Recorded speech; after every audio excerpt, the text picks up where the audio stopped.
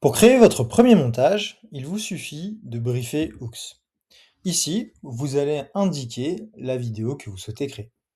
Par exemple, je veux créer une vidéo sur ce produit. Ici, je viens sur le site de la marque et le produit en question sur lequel je veux créer une vidéo. Je copie l'URL de ce produit et je reviens sur Hooks et je colle l'URL de ce produit. Ensuite, je vais donner quelques informations, quelques éléments de contextualisation supplémentaires. Par exemple, tu es une créatrice de contenu UGC, tu adores le produit et tu en vantes les mérites, mais de manière simple. Tu t'adresses à ton audience comme si c'était tes amis. Ici, vous pouvez apporter autant d'éléments de contexte que vous souhaitez. Ça marche comme un ChatGPT ou un Google Gemini ou un Claude.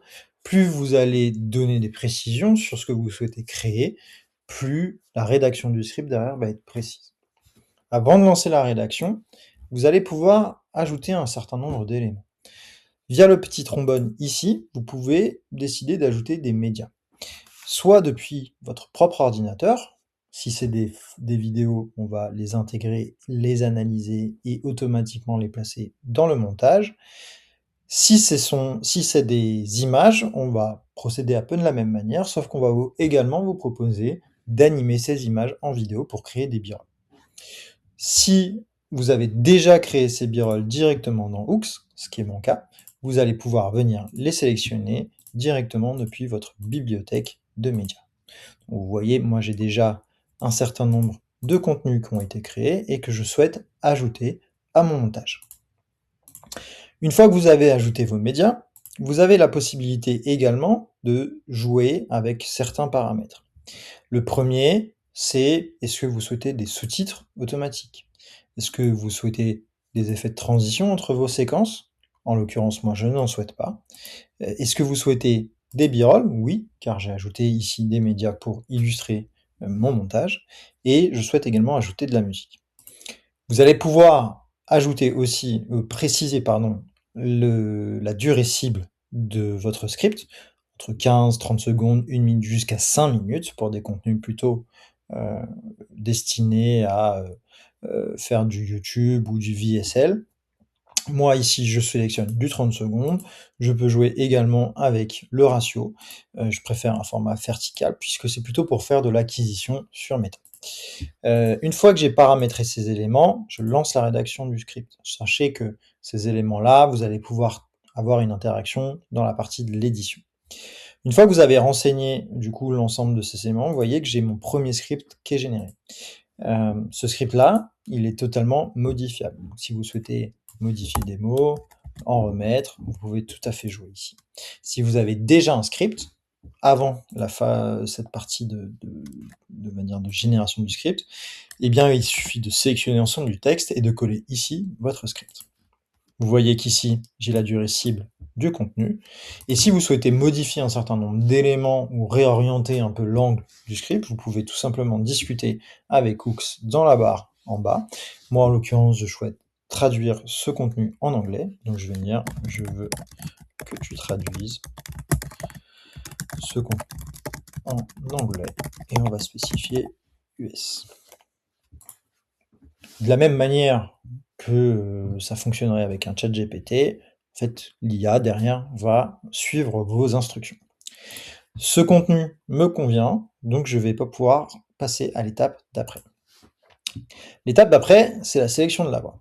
Vous voyez, quand on vous propose un certain volume de voix, vous allez pouvoir choisir dans un premier temps la langue.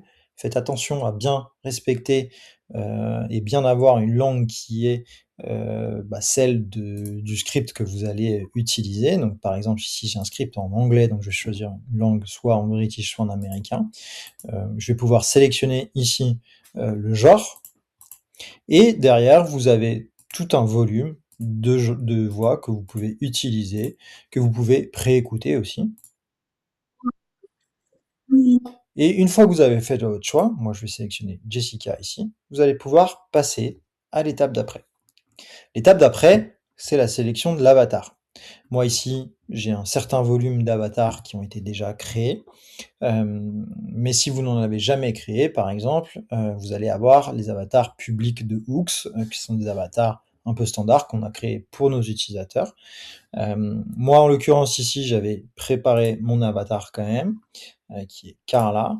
Et Carla, bah, tout simplement, j'avais créé des looks d'elle, qui la mettent en situation avec la brassière que je cherche à mettre en avant dans ce contenu. Donc je vais pouvoir sélectionner, l'image ici pour mon avatar. Une fois que j'ai sélectionné mon avatar, je vais pouvoir aussi décider d'animer automatiquement des médias qui sont récupérés depuis l'URL qu'on a renseigné au tout début du procédé. C'est pas une étape obligatoire. Sachez que si vous souhaitez animer certains contenus, cela vous coûtera 5 crédits pardon, par image. Et en fait, ces images ici que vous voyez, que vous pouvez sélectionner, désélectionner, seront animées en vidéo avec un moteur IA de génération d'images vers vidéo.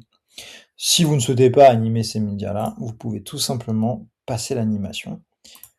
À ce moment-là, on va récupérer les médias que vous avez ajoutés au tout début du procédé. On va regarder aussi, si besoin, dans vos assets, si on a besoin de récupérer de nouveaux médias. On va créer la voix, on va créer une transcription également pour la partie sous-titres. On va analyser tous vos médias, on va les placer, de manière la plus cohérente possible dans votre montage et on va également placer votre avatar, dans cet ensemble-là. Et une fois que cet ensemble sera prêt, on va vous rediriger vers ce qu'on appelle le studio, qui est le véritable, outil d'édition de votre contenu et qui va vous permettre d'ajuster un certain nombre d'éléments, et finaliser du coup votre montage avant, de passer à la génération complète de la vidéo. Mais cette partie-là sera l'objet d'une autre vidéo.